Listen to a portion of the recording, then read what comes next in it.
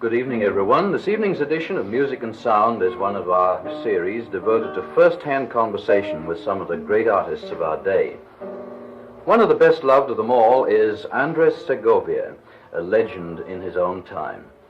Apart from universal recognition as the greatest guitar virtuoso, Segovia, like all great men, is a pioneer.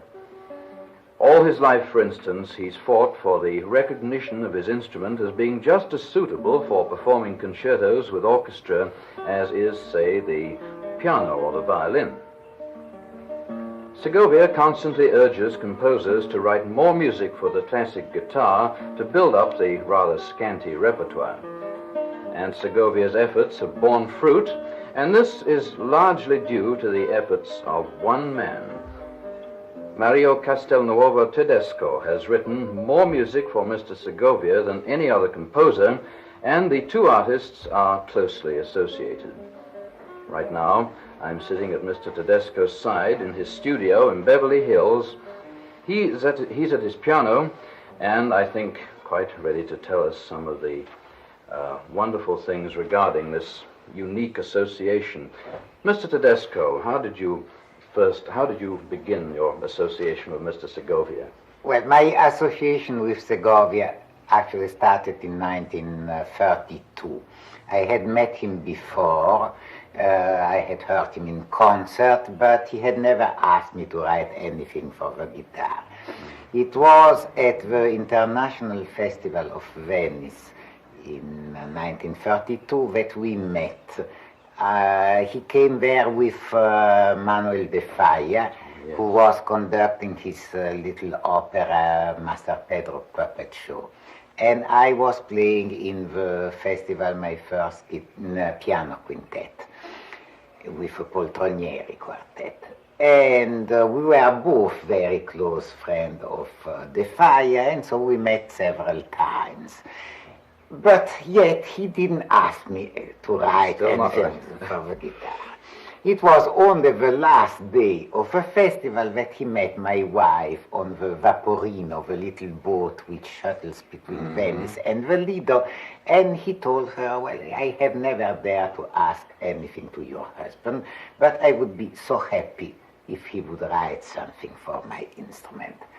He was leaving the same day, so he left to my wife his address, which was at that time in Geneva, in Switzerland. So my wife came back to the hotel and gave me the message, and I immediately wrote to Segovia, dear Segovia, I would be so happy to write something for you because I have admired you for a long time, but I must confess you that I haven't the slightest idea how to write for the guitar. I was just going to ask you, you hadn't written any music for the guitar at all at that time? No. I didn't even know that one writes for the guitar 1 octave higher of the actual sound. I didn't know that either. And so Segovia sent me from Geneva a slip of paper where he had written the way the guitar is tuned, which is this way.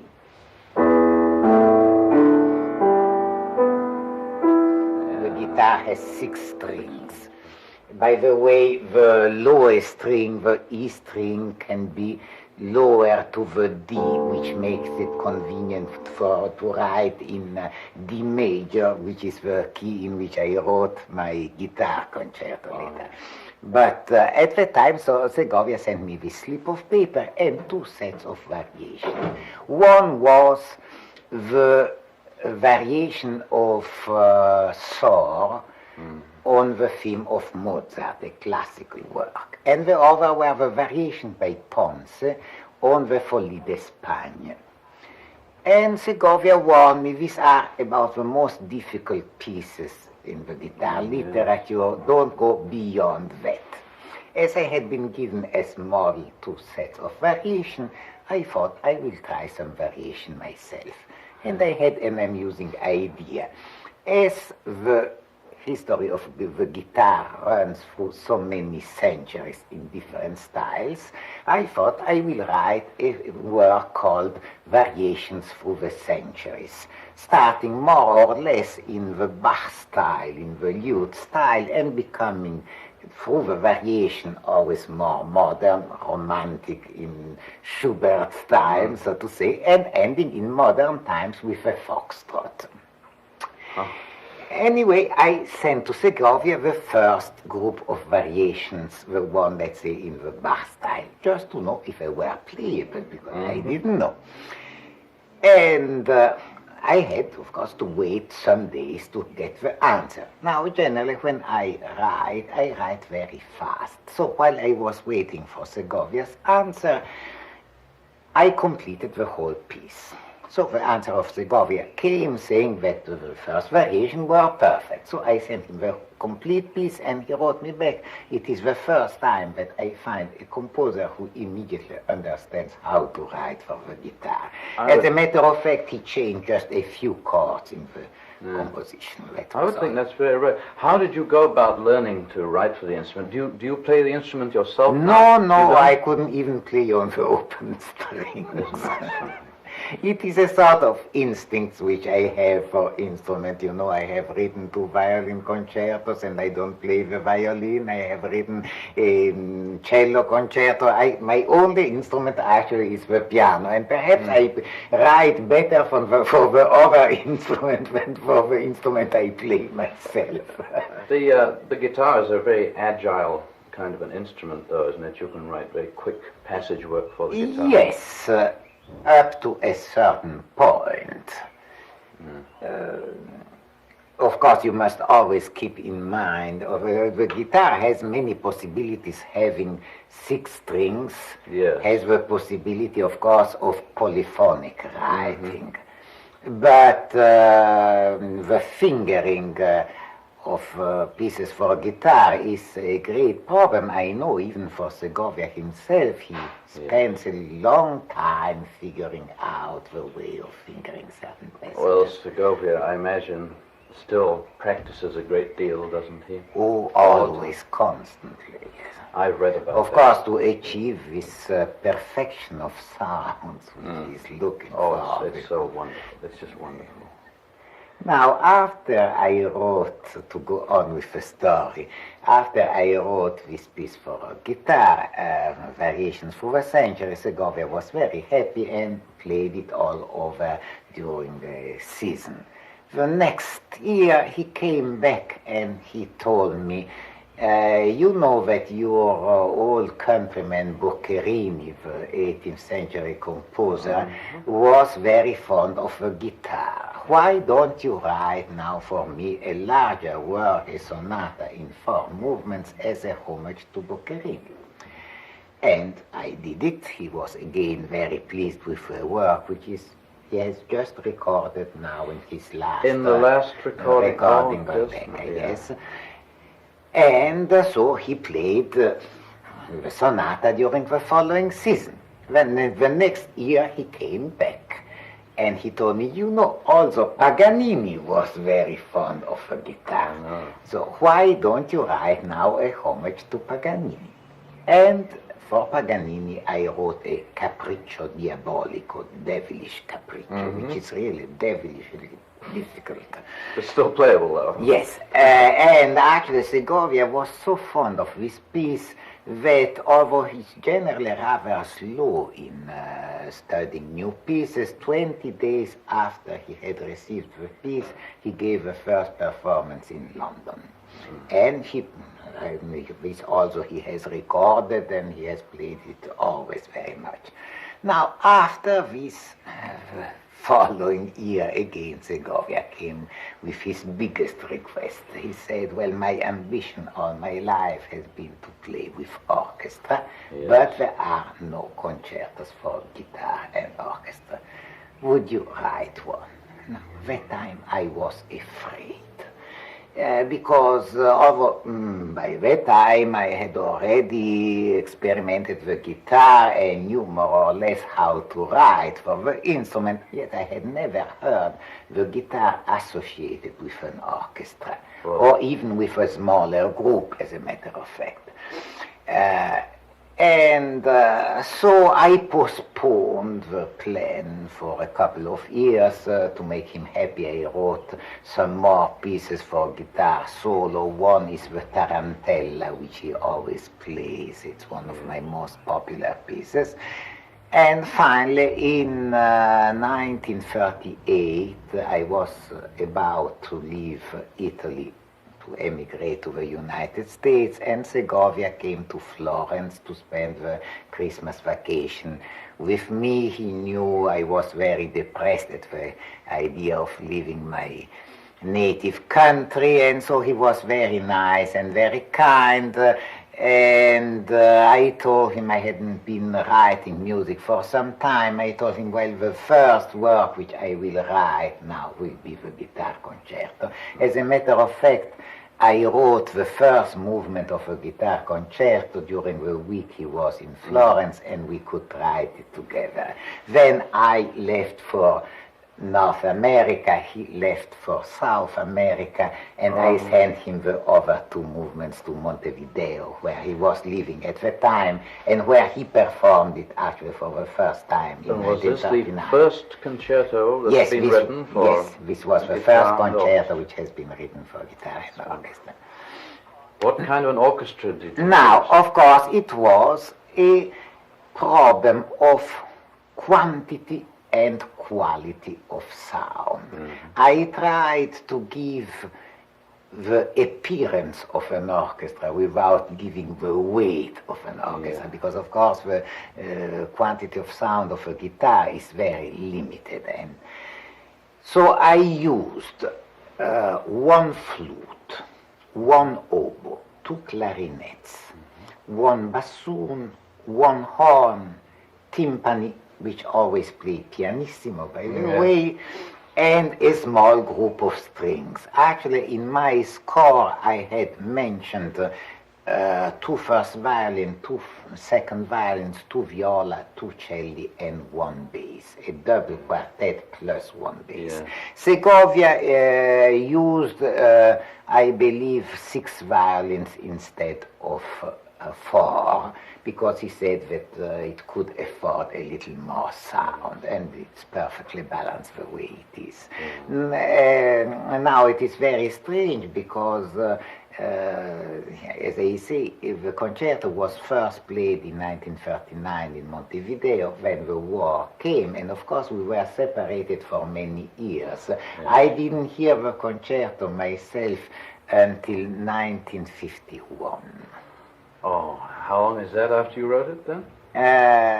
12 years. 12 years. 12 years, and he had played it already all over where he could go, in South America, then in Europe, then in New York. Yes, I heard it I heard the first movement broadcasted from New York, but the first live performance I heard was in 1951. And this actually gave origin to another work, because when he played it here in Los Angeles, he was approached by the Music Guild, the Chamber Music Society here in Los Angeles, and he was asked if following year he would play a concert of chamber music. And he objected, well, there is very little chamber music with guitar. There is this small quartet by Schubert with flute, violoncello, and guitar. There is Boccherini, and there is some Paganini, which isn't very good. So he said, I will play in a chamber music concert only on condition that Mario writes for me a guitar quintet. I think this was on the back of the jacket of the quintet. Yes. I remember that. And so I took the challenge and I wrote the guitar quintet, which he played the next year, following year with a Paganini quartet. What would you suggest as being the most appropriate first complete piece of music we hear in the program? I believe it would be the guitar concerto. The concerto? Yes. I see. Now, before we hear it, is there anything particular? Well, I can tell you that the concerto is in 3 movements, as any regular concerto. And the first movement is classical in character. It is still more Boccherini style, I would say. Boccherini is a favorite composer of yours, I think. Yes, it's a sort of pre-Mozart Italian. Very, very much underrated composer. Yes, of course, very little is printed of his music. Some fine string quartets. Yes, very fine. Well, I see the score of the concerto on the piano here. Yes, and so the first movement, for instance, has this theme, which is, I would say, characteristic 18th century.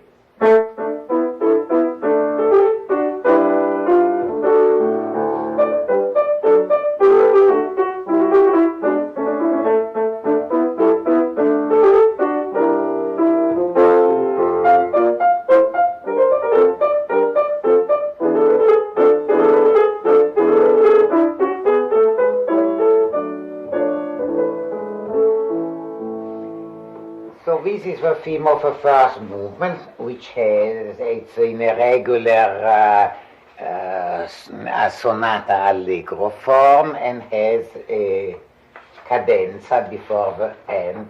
I amused myself to write the cadenza. Actually, it's what I most enjoy writing when I write concertos, are the cadenza, which I try to do not so much virtuosistic, but as I would say, condensing the musical material of a piece. Yes. The essence of the work, yes. Now, the second movement has a more romantic character. It is actually a sort of farewell to the hills of Tuscany, which I was about to leave. This was the last work I wrote in Italy before coming to the United States. And it starts with a guitar solo, which I am going to play you now.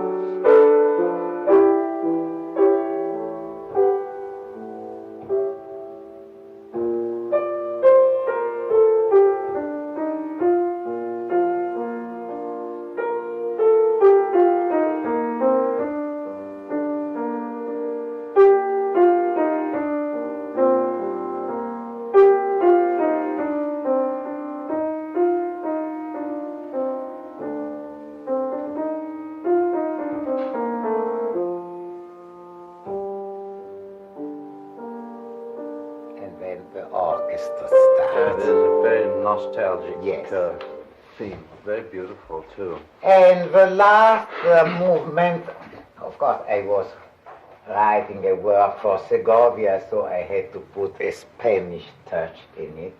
And it is, I would say, in the style of some old Spanish ballad. Yes. Is this stated on the orchestra first? That is stated from the orchestra first.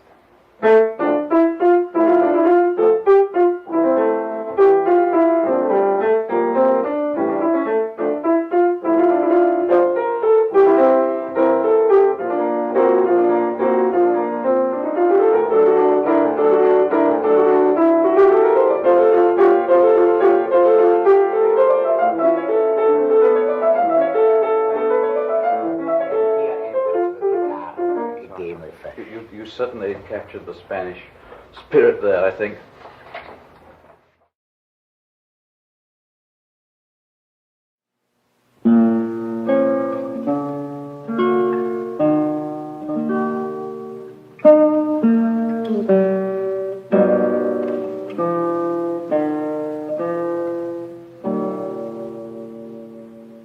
Good evening, everyone. This evening's edition of Music and Sound is one of our series devoted to first-hand conversation with some of the great artists of our day. Mario Castelnuovo Tedesco has written more music for Mr. Segovia than any other composer, and the two artists are closely associated. Right now, I'm sitting at Mr. Tedesco's side in his studio in Beverly Hills.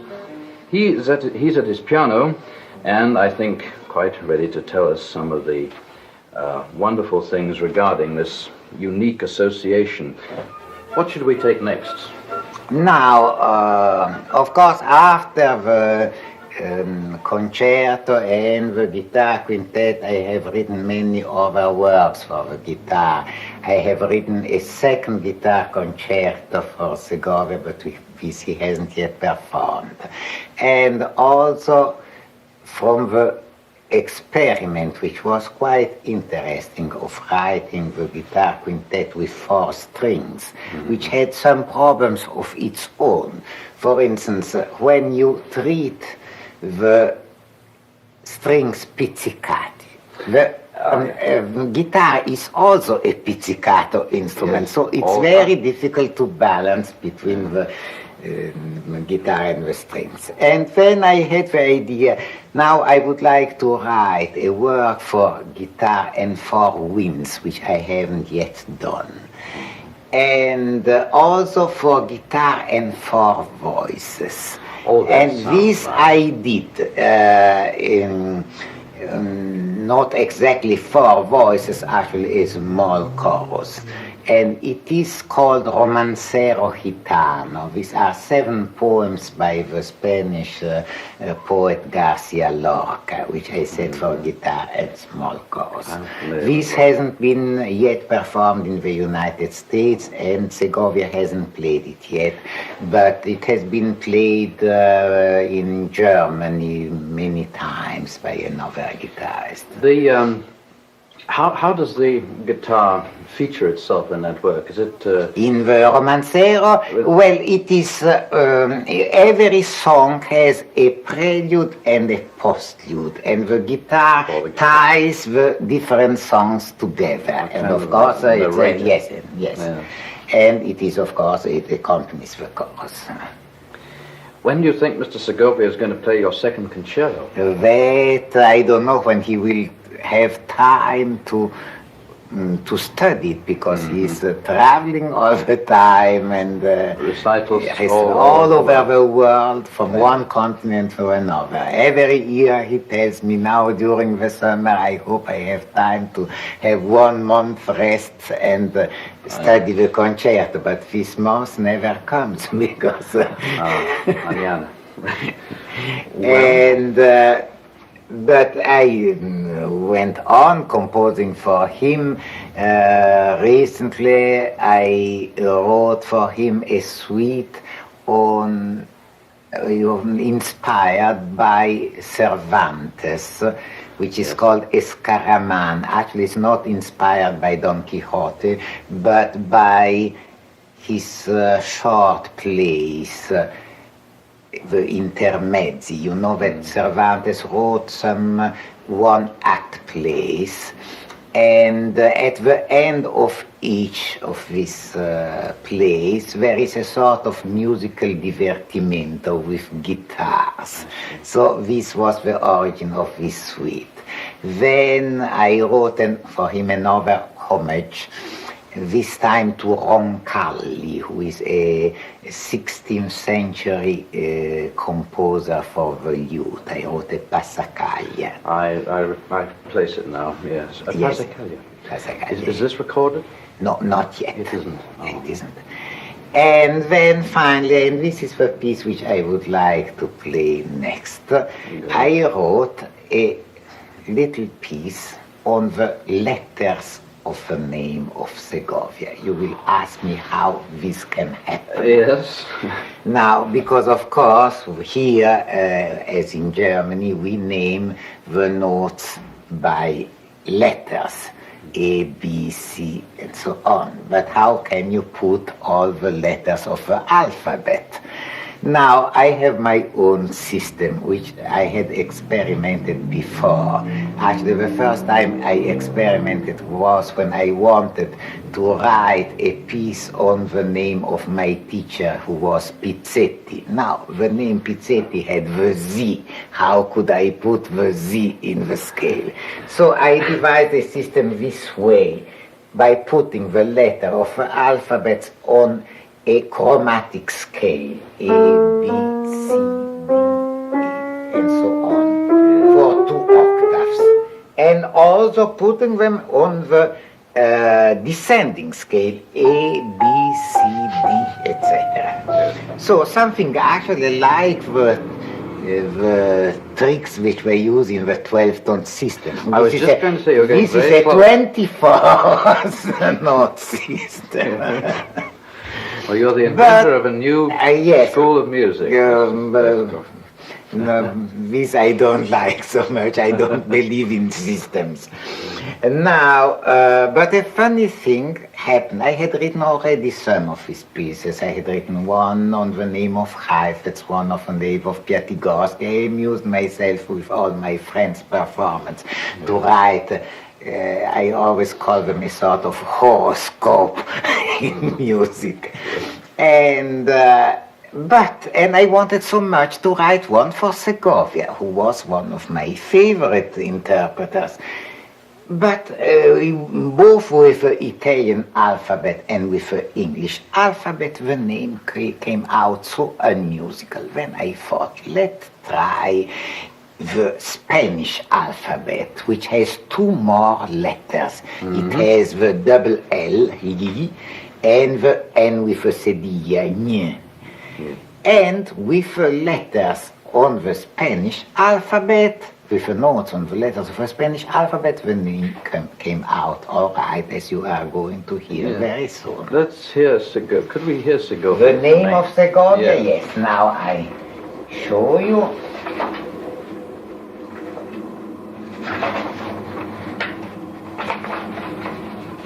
Now the name Andres on the ascending scale is this.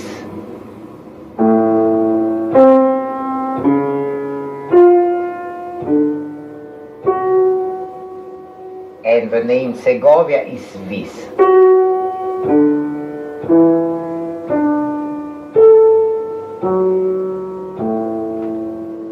Now on the descending scale, Andres sounds like that.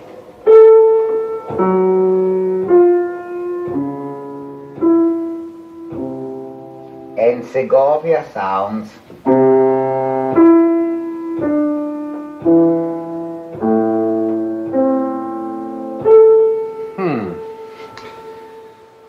That's fine. Well, I think we might hear the whole piece now, yes. John. We'll hear Segovia himself playing Mario Castelnuovo Tedesco's piece on his own name, which I call tonadilla, which means little song in Spanish. Very nice.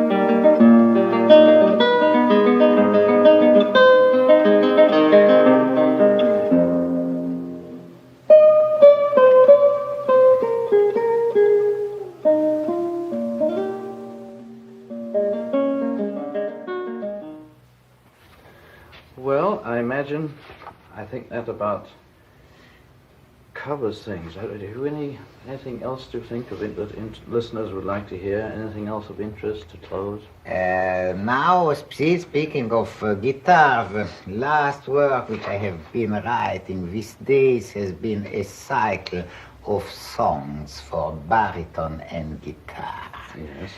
On the poems of this ancient German Minnesänger Walter von der Vogelweide, who lived around the beginning of 13th century.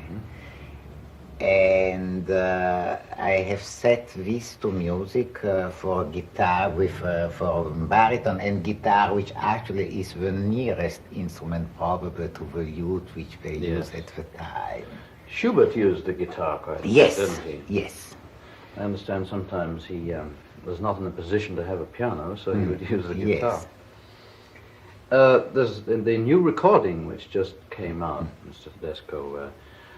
What is anything in there which has never been recorded before? Yes, of the yours? sonata sonata is the for first guitar, recording. yes, is the first recording. Segovia had recorded the last movement, but never the I whole see. sonata. Do you think we've time to hear that in the program right now, the sonata? I am afraid it will be too long. Too long. Oh, it's a shame. Well, Mr. Tedesco, I appreciate very much this unique and most interesting time we've had together, and Thank you. I'm sure the listeners do I was too. very glad to meet you. Thank you very much. And our thanks again to Mr. Castelnuovo Tedesco, who was gracious enough to give us this delightful hour together this evening. And needless to say, our thanks also to Andres Segovia. This evening's program has given us a wonderful insight into the results of a close alliance between two highly developed creative artists. This is one of many such programs to come, and so this is Charles Inman hoping that you'll be listening again next time to Music and Sound.